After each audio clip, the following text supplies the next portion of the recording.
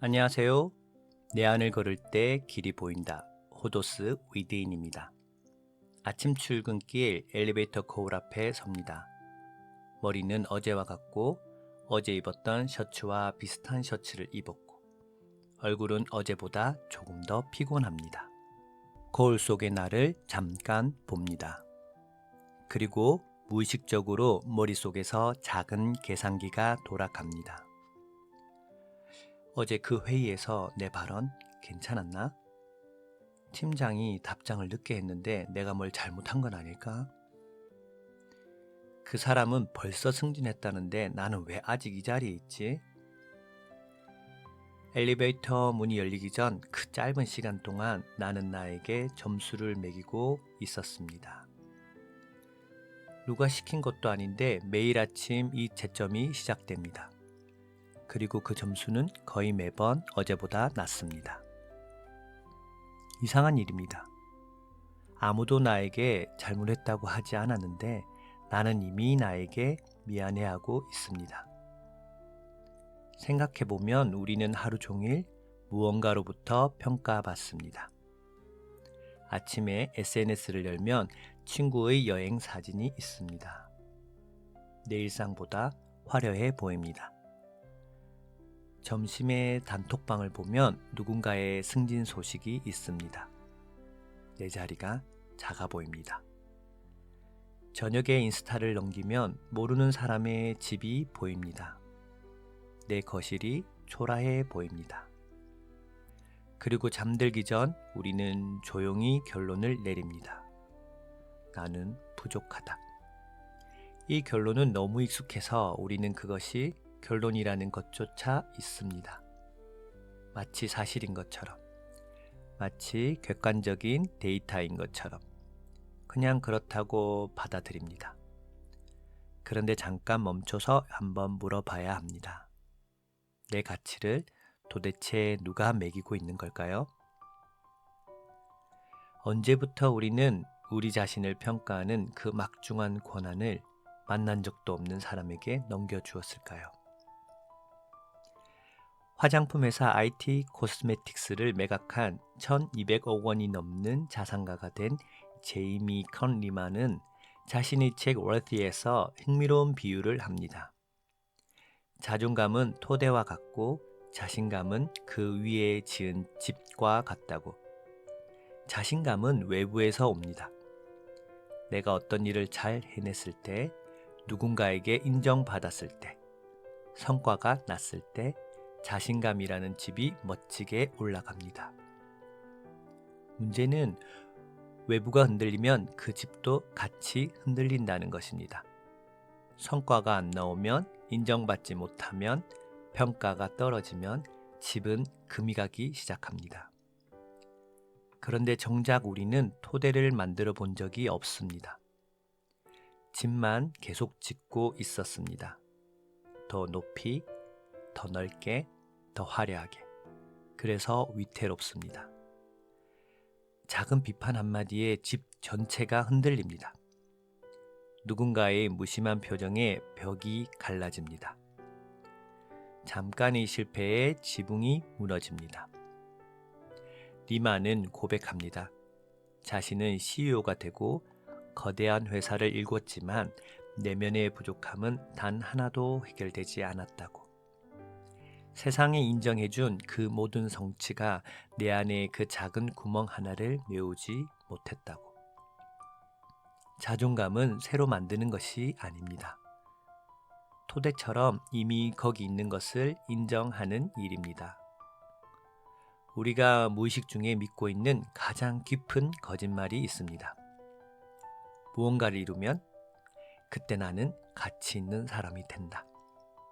이 자격증을 따면, 이 회사에 들어가면, 이 사람과 결혼하면, 이 정도 자산을 모으면, 이 정도 인정을 받으면 그때 나는 충분한 사람이 된다.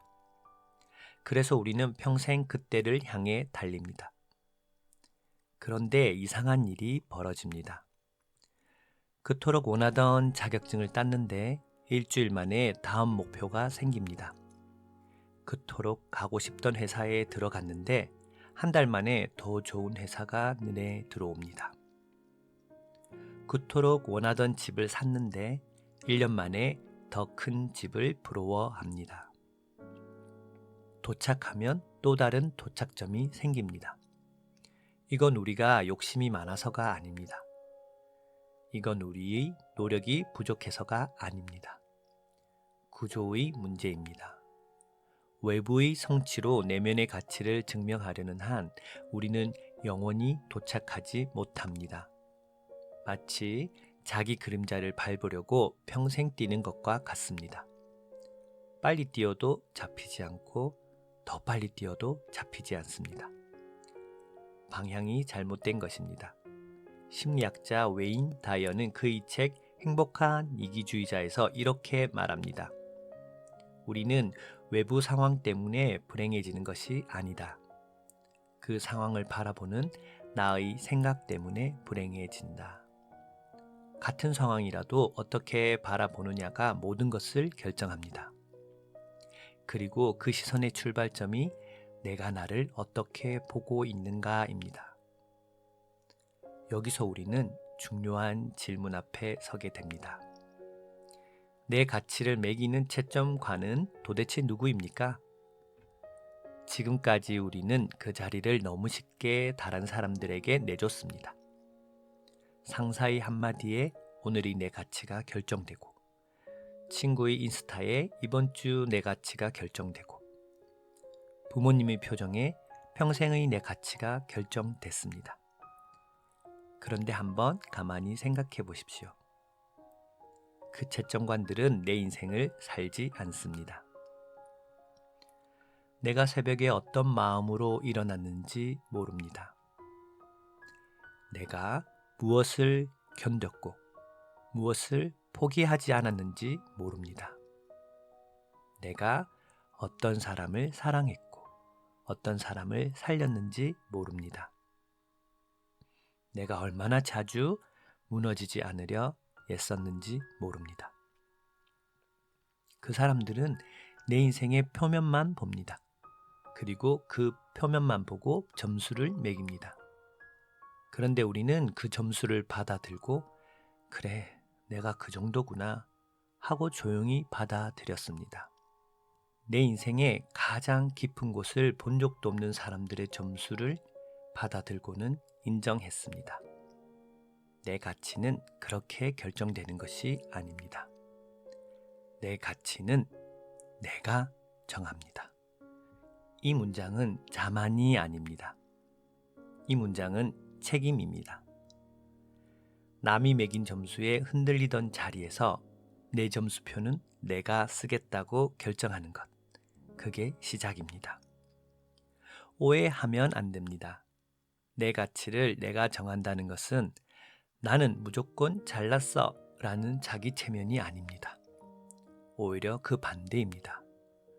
내 가치를 내가 정한 사람은 남의 칭찬에도 흔들리지 않고 남의 비판에도 흔들리지 않습니다. 칭찬을 받았다고 갑자기 내 가치가 올라가지 않고 비판을 받았다고 갑자기 내 가치가 떨어지지 않습니다. 가치의 출처가 외부가 아니라 내 안에 있기 때문입니다. 칭찬은 고맙게 받습니다. 비판은 참고합니다. 그러나 그것들이 내 존재 자체를 흔들지는 못합니다. 이런 사람의 모습은 가까이서 보면 알 수 있습니다. 남을 깎아내릴 필요를 느끼지 않습니다. 다른 사람의 성공이 위협이 되지 않습니다. 실패해도 자기 자신을 버리지 않습니다. 거절당해도 자기 자신을 의심하지 않습니다. 거절은 그저 이 길이 아니다라는 신호일 뿐이고 실패는 내가 도전했다는 증거일 뿐입니다. 뿌리가 깊은 나무는 비가 와도 흔들리지 않습니다. 폭풍이 와도 그 자리에 있습니다. 여기까지 들으시면 마음 한켠에서 이런 목소리가 들릴지도 모릅니다. 좋은 말인 건 알겠는데 그게 마음 먹는다고 되나? 맞습니다. 마음 먹는다고 되지 않습니다. 자존감은 머리로 깨닫는 것이 아니라 매일 조금씩 몸으로 익혀가는 것입니다. 책을 100권을 읽어도 한 번도 시행해 보지 않으면 늘지 않습니다. 그래서 오늘은 거창한 결심 대신 오늘 밤부터 할 수 있는 아주 작은 것부터 이야기해 봅시다. 하나, 점수표를 회수하는 일. 오늘 하루 마음이 한 번이라도 출렁였던 순간이 있었을 겁니다. 누군가의 카톡 답장이 평소보다 차가웠을 때, 회의에서 내 의견이 무시당했을 때, SNS에서 누군가 빛나는 일상을 봤을 때, 가족의 무심한 말 한마디에 가슴이 쿵 했을 때, 그 순간 우리는 보통 두 가지 중 하나를 합니다. 기분이 나빠지거나 자책하거나. 그런데 거기서 잠깐, 아주 잠깐 멈춰 보십시오. 그리고 조용히 자신에게 물어봅니다. 나는 지금 누구에게 채점받고 있지? 이 질문 하나가 생각보다 많은 것을 바꿉니다. 답장을 늦게 한 사람? 그 사람이 정말 내 가치를 결정할 자격이 있습니까? 회의에서 내 의견을 흘려보낸 그 사람. 그 사람이 내 인생을 살아봤습니까? SNS의 그 사람. 그 사람이 내 새벽을 알고 있습니까? 답은 거의 항상 아니오입니다. 자존감을 회복하는 일은 누구와 싸우는 일이 아닙니다. 큰 소리를 낼 필요도 없습니다. 그저 마음속으로 조용히 이 점수표는 이제 제가 다시 가져갈게요. 그렇게 한 번씩 회수할 때마다 내 안에 무언가가 아주 조금씩 단단해집니다. 오늘 밤 잠들기 전에 그 점수표들을 떠올려 보십시오. 오늘 누구에게 내 점수표를 맡겼는지, 그리고 한 장씩 조용히 회수해 오시기 바랍니다. 둘, 비교의 창을 닫는 일. 우리는 비교를 안 할 수 없습니다. 비교는 인간의 본능입니다. 심리학자 레온 페스팅거는 1954년에 사회 비교 이론을 발표했습니다. 사람은 자신의 위치를 알기 위해 끊임없이 다른 사람과 자신을 비교한다고. 이건 우리가 못나서가 아닙니다. 인간이라서 그렇습니다. 그런데 문제는 지금 우리가 비교하는 방식이 너무 잔인하다는 것입니다. 옛날에는 비교의 대상이 옆집 사람이었습니다. 이웃 몇 명, 친척 몇 명, 직장 동료 몇 명. 지금은 다릅니다. SNS를 한번 열면 전 세계에서 가장 잘 사는 사람들이 한꺼번에 등장합니다. 가장 잘생긴 사람, 가장 부유한 사람, 가장 행복해 보이는 사람. 그것도 그들 인생에서 가장 빛나는 순간들로만 편집된 채로 보이죠. 그 사람의 새벽 3시는 보이지 않습니다. 그 사람의 외로운 식탁은 올라오지 않습니다. 그 사람이 침대에서 흘린 눈물은 화면에 잡히지 않습니다. 우리는 그들의 하이라이트를 내 일상과 비교합니다. 이건 공정한 게임이 아닙니다. 처음부터 질 수밖에 없는 경기에 매일 출전하고 있는 것입니다. 그래서 가끔은 그 창을 닫아야 합니다. SNS를 영원히 끊으라는 말이 아닙니다. 하지만 마음이 자꾸 가라앉는 날은 잠깐 그 창을 덮어두십시오. 그리고 그 시간에 내 옆에 있는 사람의 얼굴을 한 번 더 봐주십시오. 내가 오늘 먹은 따뜻한 밥 한 그릇을 한 번 더 느껴주십시오. 내 발이 닿은 이 땅을 한 번 더 생각해 보십시오. 비교의 창이 닫히는 순간 우리는 비로소 자기 삶을 볼 수 있게 됩니다. 자기 삶을 볼 수 있을 때 그 삶이 얼마나 충분한지도 알게 됩니다. 셋, 자세를 바꾸는 일. 흥미로운 사실이 하나 있습니다. 자존감은 마음에서만 오는 것이 아닙니다. 어깨를 펴고 가슴을 열고 시선을 정면에 두는 자세를 잠깐만 유지해도 실제로 자신감이 올라간다는 것입니다. 거꾸로 말하면 몸이 움츠려들면 마음도 같이 움츠려듭니다. 우리는 보통 마음이 먼저 바뀌어야 행동이 바뀐다고 생각합니다. 그런데 실제로는 반대일 때가 많습니다.